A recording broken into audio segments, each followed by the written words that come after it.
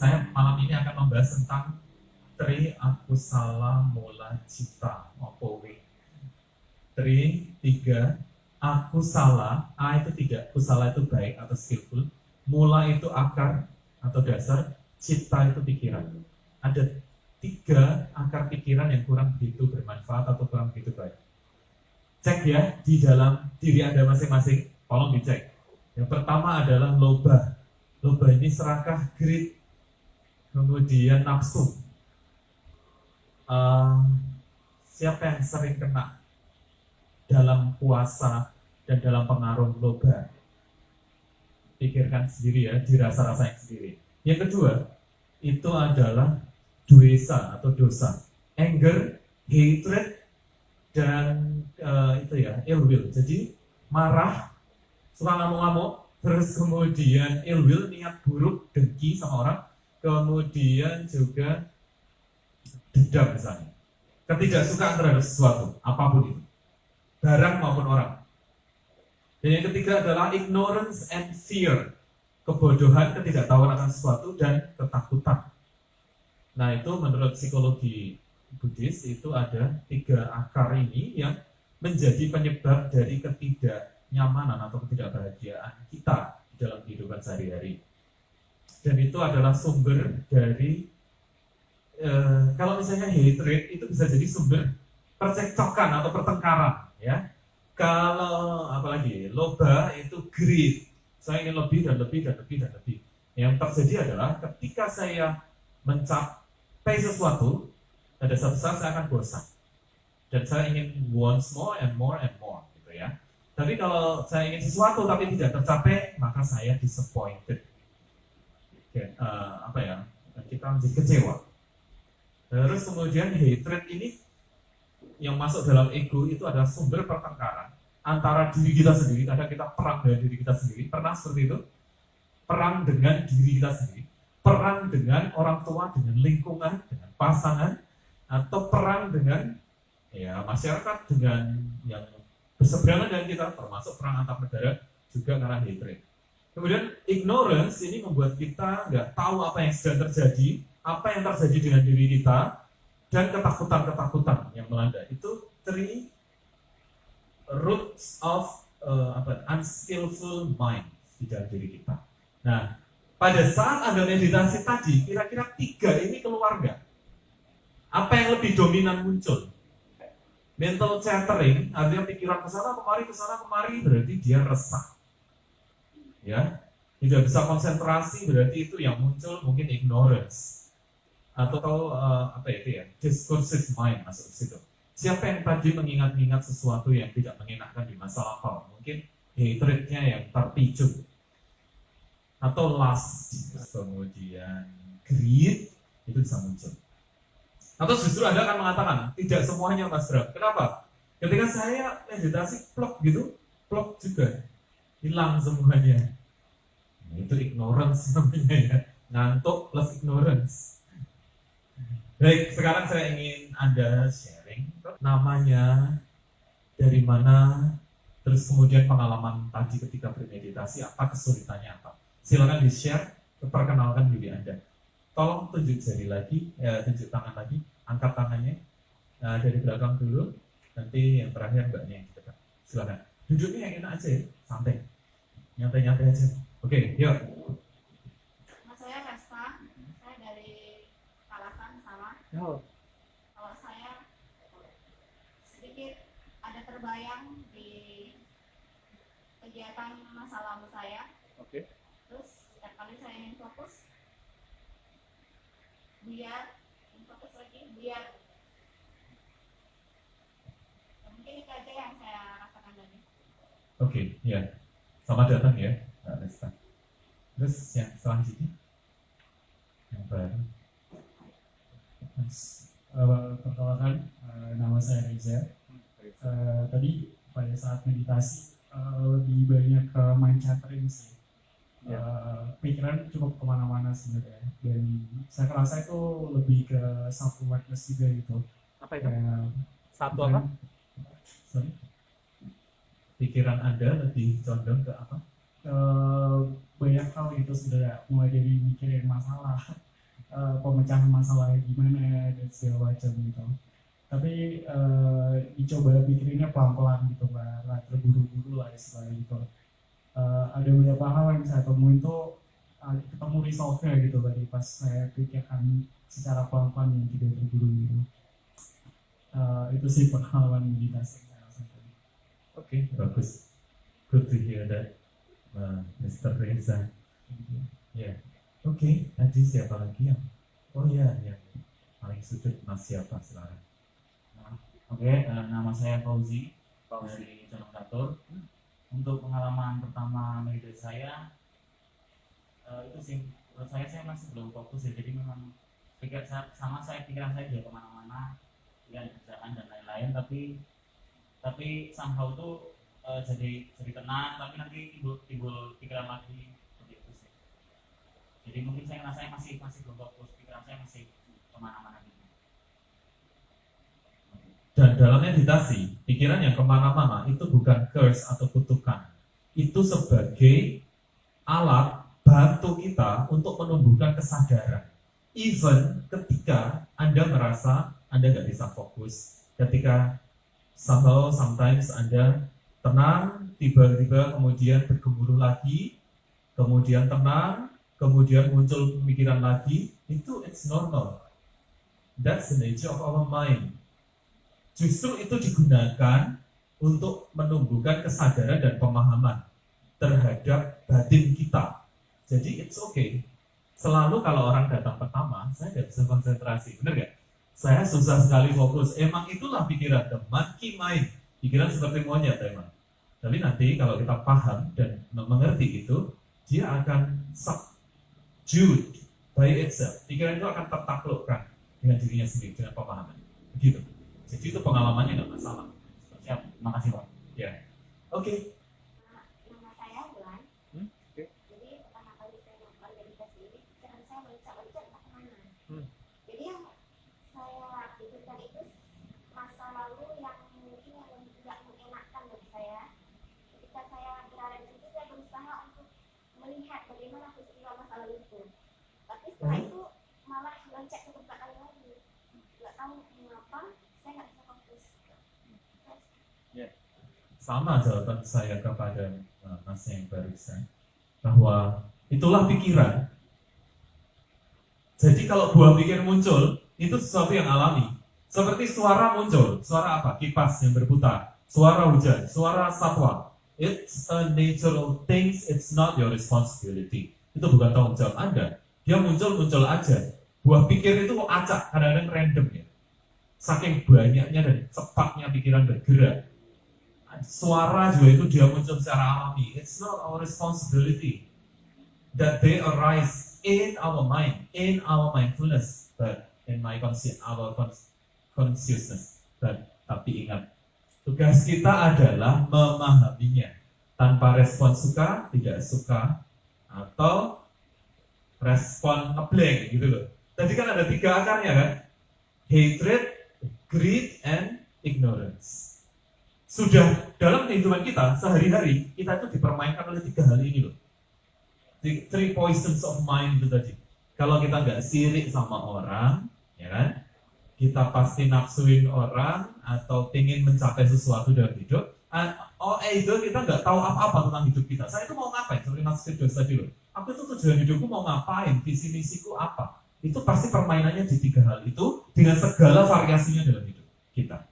Nah, di dalam meditasi yang jenis kedua tadi loh ya, kita hanya melihat dengan kesadaran apapun yang muncul, susah, senang, masa lalu yang tidak mengenakan, trauma, stres, masalah-masalah, kita hanya mengerti untuk memahaminya, sifatnya secara alami. Nanti kita bisa menguasai itu. Sebetulnya itu adalah meditasi ketenangan digabung dengan insight vipassana namanya. Itu nanti menguliti masalah emosional kita, masalah batin kita secara tandas. Memang begitu. Jadi kalau pikiran, aku kok nggak jelas ini meditasinya tujuannya kemana, arahnya kemana, Anda sadar itu, Anda tahu bahwa itu loh yang sedang berkuasa di pikiran Anda saat ini. Dan raising our consciousness of it is meditasi. Gitu ya. Sadar itu langkah pertama dalam meditasi. Jadi tenang aja, kalau saya nggak bisa konsentrasi atau saya nggak ngerti tujuannya apa ini, bagus itu bahan bakarnya meditasi. Terus kemudian, nah meditasi yang pertama saya ingin sharing dari anda yang sudah melakukan. Tadi pemeriksaan hati 10 menit, kemudian meditasi mengamati napas, kesadaran terhadap napas 10 menit juga. Saya ingin yang eksamen pemeriksaan hati, apa yang dirasakan ketika Anda meditasi yang pertama tadi loh. Sekarang kan yang baru-baru sudah ngomong, nah, sekarang yang lama-lama boleh sharing, boleh bertanya, atau membagikan pengalamannya. Silakan, siapa dulu? Ya. Selamat malam teman-teman, perkenalkan nama saya Sela. Oke. Iya, saya udah mengikuti meditasi kedua kali, tapi minggu kemarin saya nggak ikut. Minggu pertama yang saya rasain mungkin sama seperti teman-teman yang nggak tahu kemana kayak gitu arahnya. Tapi yang kedua kali ini saya lebih bisa kayak mengendalikan diri dan lebih bisa sedikit bisa mengontrol kayak gitu untuk bisa mengikuti yang diarahin gitu. Kalau untuk yang fokus kepada hati tadi, di situ saya ada beberapa permasalahan yang muncul, tetapi saya berusaha melepaskan di situ, dan di situ saya merasakan kedamaian, kayak menikmati banget kayak gitu. Tapi yang kedua, yang fokus kepada pernapasan ya Pak ya, di situ saya malah merasakan gejolak yang aneh. Saya nggak di dalam pikiran tuh nggak ada yang dipikirin, tapi ketika itu saya kayak pengen di satu kondisi yang pengen rasanya sedih banget, kayak pengen nangis, tapi tuh kayak nggak bisa nangis kayak gitu. Nggak tahu kenapa, mungkin Bapak bisa menjelaskan. Terima kasih. Saya pakai analogi ini aja. Siapa yang pernah tindihan di sini? Tindihan ketika tidur, kayaknya saudara jadi nggak bisa bernapas, nggak bisa gerak. Tapi Anda sadar, ya, pernah mengalami seperti itu? Belum pernah, namanya tindihan. Itu posisinya gimana secara psikologis sebetulnya? Orangnya fully awake, sadar ini pas mulai ini kesadarannya, tapi tubuhnya sedang istirahat sempurna. Jadi nggak bisa gerak. Ini terlepas dari bahwa ini ada makhluk gaib yang sedang menindih Anda gitu ya, secara psikologis. Nah, ini terjadi juga posisinya gini loh. Saya sedih, tetapi saya sedang tidak siap emosi saya untuk meledak dalam kesedihan gitu loh. Dia pengennya seperti terasa sedih tapi nggak bisa nangis misalnya. Posisinya diambang itulah kesadaran Anda. Gitu. Tapi menyadari diri, mawas diri itu, introspeksi itu sangat-sangat bagus. Karena itu langkah pertama untuk nanti kita bisa mengendalikan diri kita. Kapan harus memegang, kapan harus melepas. Boleh saya nanya lagi? Boleh. Tapi ketika misalnya kita kan nangis itu adalah bentuk ekspresi kesedihan segala macam kayak dikeluarin gitu kan. Ketika kita nggak bisa mengeluarkan rasa tangis, tapi kita bisa menikmati rasa sedih, merasakan apakah itu salah satu masalah psikologis bagi diri kita kayak gitu? Bisa begitu, tapi bisa juga kita atasi itu dengan begini. Saya ini sedih, tetapi nggak bisa mengekspresikan sedih misalnya dengan tangisan air mata. Sadari aja, oh kondisinya seperti ini gitu. Ya seperti inilah kondisinya yang ada gitu loh. Dan kemudian dirilis, lepaskan, ikhlaskan. Itu jalan keluar yang lebih bagus untuk Anda. Gitu ya. Bukan dinikmati kemudian nyetel lagu-lagu yang melo. Nanti ada satu saat produksi air mata sudah siap sehingga kita nangis. Ya iso gue sih seperti itu, tapi itu bukan jalan pemahaman. Ya. Kalaupun kondisinya aneh, ya dicatat aja aneh gitu. Kemudian setelah itu lepaskan, let it go. Lebih enteng. Ilmu ikhlas ya kayak gitu. Ikhlas apapun yang terjadi, bahkan terhadap pikiran dan perasaan suasana hati yang aneh. Salah satu menerima kenyataan kan kayak gitu orang itu. Dan ini mahal loh ilmu, ini susah untuk bisa seperti itu. Tapi Anda akan bisa dengan latihan dan latihan dan latihan. Gitu ya Mbak? Terima kasih. Nama saya Jati. Saya dari Jogotirto berbahasa Eman. Boy, banyak yang dari Berkah ya? Ya, Kalasan. Nanti Kalasan ada. Saya dulu sebelum pandemi cukup sering ke sini. Mungkin hampir tiap minggu ke sini bersama teman-teman. Dan ini mungkin meditasi pertama di sini setelah pandemi.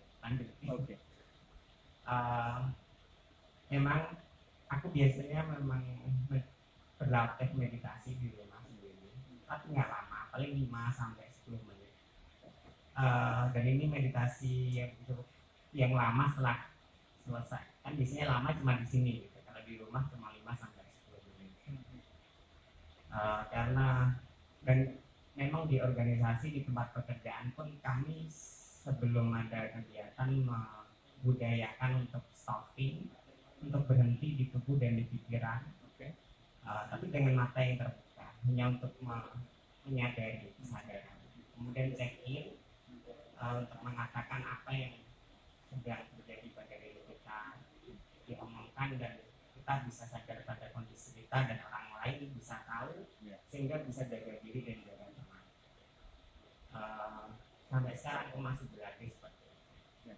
2 minggu sekali ada semacam kelompok kecil untuk mendampingi kita, sharing dan lain sebagainya. Dan pengalaman malam ini agak mungkin beberapa kali saya pernah merasakan juga. Jadi saya mungkin setelah kesadaran kali ya, mungkin setelah meditasi kesadaran aku ini pengalaman untuk, jadi saya berhasil tidur Tadi nih, jadi antara mimpi tapi sadar. Saya merasa saya dalam mimpi gitu. Aku nggak terlalu ingat mimpi saya apa, tapi saya merasa di pantai lari-lari gitu. tapi merasa aku sadar ada Mas Bram sedang memberikan instruksi gitu. Tapi seolah-olah di langit gitu ya. seolah-olah dalam Di awal angkasa, terus kamu lari-lari di pantai, enak banget. Iya, tapi impact suara ini juga terdengar gitu. Terus tiba-tiba aku gitu kan ada lagi, oke, aku habis tidur. Dan itu terjadi beberapa kali dan setelah meditasi rasanya seger. Nggak tahu seger karena meditasi atau seger karena habis tidur. Dua-duanya. Jadi ini pengalaman apa ya, meditasi. Menurutku sering aku alami kalau aku meditasinya lama. Mungkin ingin tahu, dengar juga penjelasan kondisi-kondisi seperti tidur tapi sadar kalau ini mimpi. Terima kasih. Terima kasih. Sebetulnya semua udah paham ya. Nggak usah saya terangkan kondisinya beliau ini. Bisa jadi dia capek, ya enggak? Bisa jadi agak ngantuk dan meditasi. Jadi yang bermain kesadaran, tapi juga tiba-tiba tubuhnya secara fisiologis butuh istirahat. Kadang-kadang drop kesadarannya, kadang-kadang muncul itu pikiran bergerak cepatnya seperti itu. Kadang simultaneous. Makanya orang Jawa kalau mengatakan meditasi itu kadang-kadang disebut dengan layap, liyap, luyup. Keadaan antara tidur tapi juga terjaga sempurna gitu loh. Anda hanya sedikit miss aja dari kondisi pertengahan itu antara sadar sempurna dengan istirahat sempurna itu. Lebih banyak ke mimpinya dia tadi. Sampai dirinya bubukkan suara saya di langit dan dia main-main di pasir. Saya Z. Z. Ya, Z. Saya asalnya dari Manado. Udah ikut meditasi ini udah beberapa kali, tapi kayak nggak setiap minggu, jadi kayak ada bolong-bolongnya dari sebelum pandemi juga. Nah, jadi dari meditasi yang pernah saya ikuti yang sebelum-sebelum itu, saya rasa kayak dari awal itu sudah ada peningkatan gitu. Jadi kayak misalnya pada saat sudah fokus ada misalnya punya satu kejadian yang berkaitan dengan heart rate gitu.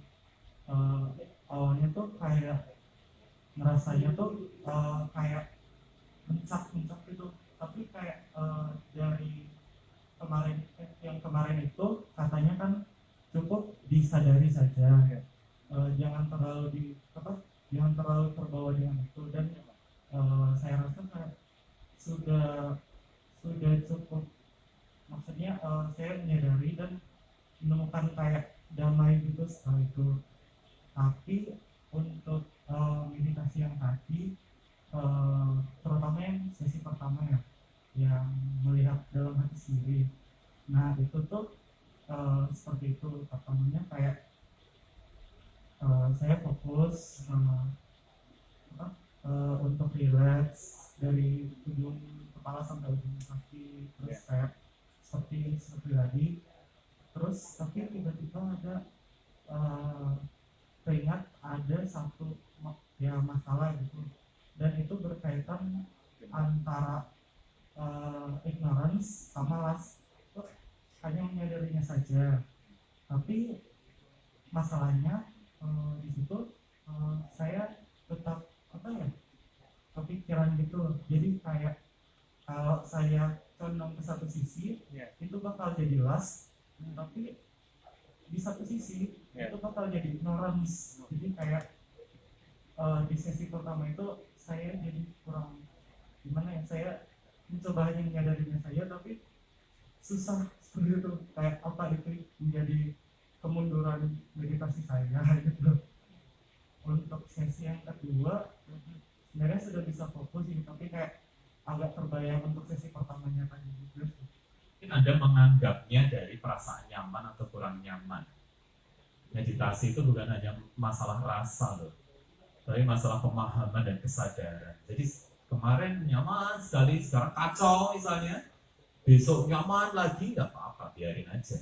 Karena bukan di rasa itu yang ada di dalam meditasi, tetapi adalah kesadaran kita dan pemahaman kita akan itu yang sedang terjadi dari saat ke saat, even tadi misalnya. Ada satu teknik yang pamungkas untuk menghadapi dua sisi tarik-menarik itu, tegangan antara ignorance dengan lust. Apa ya itu kan, dan itu tidak bisa dilakukan meskipun Anda sudah merasakan saya let go, tetapi dia masih selalu muncul. Anda cukup resting.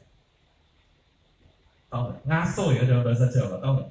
Setinggi apapun gelombang lautan, dia akan kena gravitasi dan akan even lagi menjadi air laut.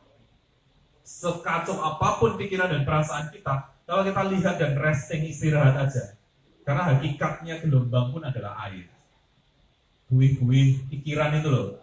Kalau kita terbawa, ini pernak-pernik kecil-kecilnya ini, kita akan gelisah, resah, dan bingung dengan itu. Tapi kalau kita hanya lihat aja, kemudian resting, dia akan menjadi even, akan menjadi rata lagi seperti air. No effort, but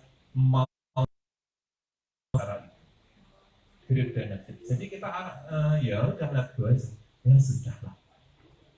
Mantranya ya sudahlah gitu aja. Kamu naik sampai ke Tomohon, oke? Ke Danau Linau, oke? Kemudian turun lagi ke Manado, ya sampai aja di sana sejuk. Turun ke Manado agak hangat. Naik lagi besok sejuk ke pasar ekstrim, makan piton misalnya atau kucing tikus hutan. Besok lagi ke teman-teman ya. Bukan lama atau sebentarnya orang bermeditasi, tetapi di situ dia dapat apa? What he or she gains from the experience of meditating, itu yang penting. Enggak peduli lama atau singkat. Satu. Kemudian, Mas, aku baru settle. Agak enak-enaknya loh, langsung rampung. Ini juga saya mengguncang Anda untuk menerima. Dunia ini kadang penuh guncangan loh. Hidup kita kadang-kadang berjalan normal-normal aja, bener nggak? Tiba-tiba kita dikejutkan dengan kematian seorang yang kita cintai. Relasi kita, keluarga kita meninggal gitu aja. Itu kejutan bagi kita. Kita pengennya nyaman, tapi itu sesuatu yang mengganggu kenyamanan kita kalau kita belum bisa menerima. Dan itu cepat atau lambat akan kita temui dalam hidup kita. Sama dengan ini, saya disrupt Anda. Ini baru settle ya Mas, tiba-tiba selesai aja, cuma singkat. Ya nggak masalah. Itu pun sebuah latihan untuk adaptasi. Terus kemudian, meditare di dalam bahasa Latin itu artinya refleksi, kontemplasi, perenungan mendalam. Anda merenungkan sebetulnya dalam kehidupan sehari-hari, sudah bahagiakah Anda dengan diri Anda? Dalam kehidupan sehari-hari, gabut nggak sih? Lebih banyak bosan nggak sih? Uring-uringan nggak sih ketika sesuatu tidak tercapai? Ya, kecewa nggak sih? Frustrasi nggak sih? Sering marah nggak sih? Gitu loh. Atau hidupku nge-flat aja, nggak ada rasanya, hambar gitu. Saya ingin ketika masa lalu menengok ke belakang itu yang ditengok. Kenapa sampai saat gitu? Gitu loh. Dengan tenang tentu saja ya. Ini kok ngomongnya Mas Bro galak gitu? Enggak, ini saya semangat, tadi sarapannya banyak soalnya. Ya. Dilihat apa? Kenapa saya gitu? Atau saya cenderung biasa-biasa aja? Atau saya cenderung sudah cukup happy dan penuh sukacita? Lihat juga apa yang membuat. Ketika Anda merasa, oh ini penyebabnya apa diteliti, ketika Anda tidak happy, bagaimana cara kita mengatasinya? Ketika nge-flat aja ya, oh flat karena aku ya nggak begitu senang, nggak begitu excited, tapi juga nggak begitu depressed. Ya sudah, berarti Anda di dalam yang gelombang-gelombang normal. Tapi ketika Anda sudah banyak bahagia, ketika ada masalah Anda bisa mengatasinya, oh aku sudah ketemu kok masalahku sendiri, ini saya identifikasi dan saya bisa selesaikan, ya itu bagus, it's a game, ya. Itu sebuah pencapaian loh, kayak gitu. Oh aku lebih ikhlas apa enggak dalam hidupku, lebih banyak ikhlasnya, bisa letting go apa belum, gitu loh. Masa ini, bukan masa pas duduk ini aja loh ya. Saat-saat ini saya apa yang saya lakukan untuk hidup saya. Manusia itu perlu magis, perlu more and more dalam pengertian yang baik, pengembangan diri yang bagus, suasana hati yang lebih bahagia akan menjadi lebih bahagia lagi. Misalnya saya dulu pernah ikhlas sedikit, saya ikhlas yang lebih lagi, bisa let go, bisa lebih bijaksana, itu enggak apa-apa. Karena kita memang mempunyai, itu tergantung tujuan hidup kita sih sebetulnya. Visi misi kita apa, itu yang perlu ditanyakan. Yang ketiga, setelah refleksi masa lalu, kondisi kita sekarang kayak apa, sudah lebih baik atau tidak, ke depan itu saya ingin apa gitu loh, dan harus apa yang harus saya lakukan. Oh, kemauan saya harus kuat misalnya. Saya harus siap menghadapi kenyataan meskipun itu pahit misalnya. Itu semua loh yang saya inginkan di dalam refleksi pemeriksaan hati. Ya, ini sangat-sangat penting. Mungkin tidak menarik omongan saya, tapi itu semua akan memberi kekuatan dan daya ketika saudara menghadapi masalah. Ini seolah-olah adalah anchor atau jangkarnya Anda ketika menghadapi dunia yang fluktuatif ini loh. Kita selalu punya waktu me time, selalu waktu masa tenang, masa kita terang untuk memeriksa segala sesuatu, merenungkan segala sesuatu, dan aku harus ngapain gitu loh sebetulnya pemeriksaan hati dengan diriku saat ini. Saya ini dari mana, sekarang di mana, mau mengarah kemana, itu yang disebut dengan pemeriksaan hati. Ada beda antara keinginan dan kemauan. Saya ingin kaya, saya ingin rajin, saya ingin pintar, itu kan hanya ingin. Lebih murah ingin itu harganya. Tapi kalau mau, betul-betul saya akan bergerak ke arah itu. Saya akan berusaha apa? Apa yang akan membuat saya menjadi sukses misalnya secara finansial? Oh saya harus bisnis, oh saya harus saving, saya harus investasi, saya harus mempunyai relasi rekanan yang baik misalnya. Itu betul-betul saya rancangkan dengan jelas dan saya lakukan. Itu yang mau, yang disebut dengan mau. Gitu loh. Saya ingin lebih dewasa, lebih bisa menerima kenyataan. Mau dengan itu. Betul-betul ya mau kalau ada sesuatu yang tidak enak, saya terima misalnya. Seperti ini tadi, meditasi, selesainya kok cepat. Ya sudah, itu pun kenyataan yang harus saya terima. Yang menjadi nggak enak itu ketika saya ingin sesuatu harus begini, kenyataannya nggak seperti itu. Itu yang membuat kecewa. Tapi kalau kita bisa adaptasi, jadi lebih enak. Itu maunya saya dengan eksamen. Jangan lupakan satu kuncinya. Watch your mind, subdue your mind. Itulah kunci dari meditasi dan hidup. Awasi pikiran, taklukkan pikiran. Cuma itu kuncinya. Very simple. Yang lain-lain tidak perlu terlalu dipikirkan. Tapi mengenali pikiran, menaklukkan pikiran, itu kuncinya. Untuk mencapai ketenangan, ketentraman, kesuksesan, kebahagiaan, energi yang positif. Begitu, kalau saya ada salah-salah kata, saya mohon dimaafkan.